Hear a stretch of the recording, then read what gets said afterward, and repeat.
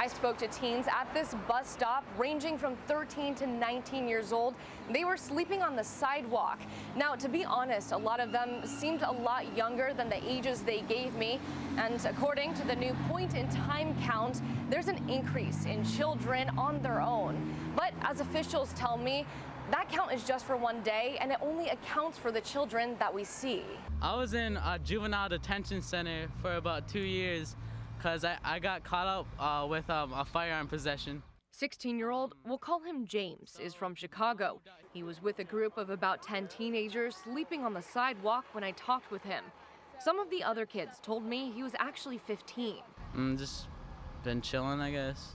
When asked about his living situation, he says he lives sometimes with his mom, who's in Junction City, but he says even sleeping on the streets is better than trying to survive Chicago. I always had a gun.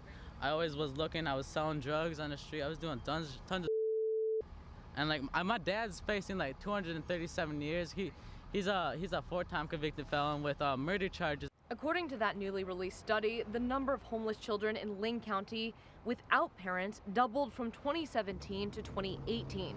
In a school survey, Bethel and 4J counted 325 unaccompanied students for the last school year.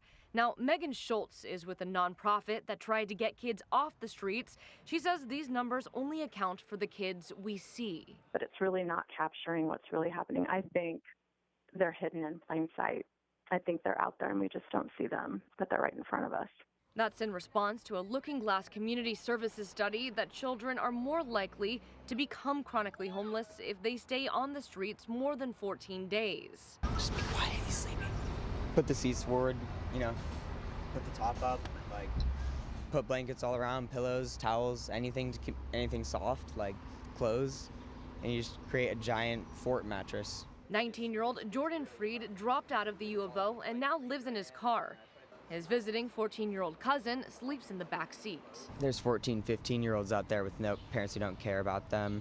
There's, kids there who don't have a home to go to. This is an issue. It's bigger than what the numbers show. A number that seems to be growing with the length of time these kids are on the streets.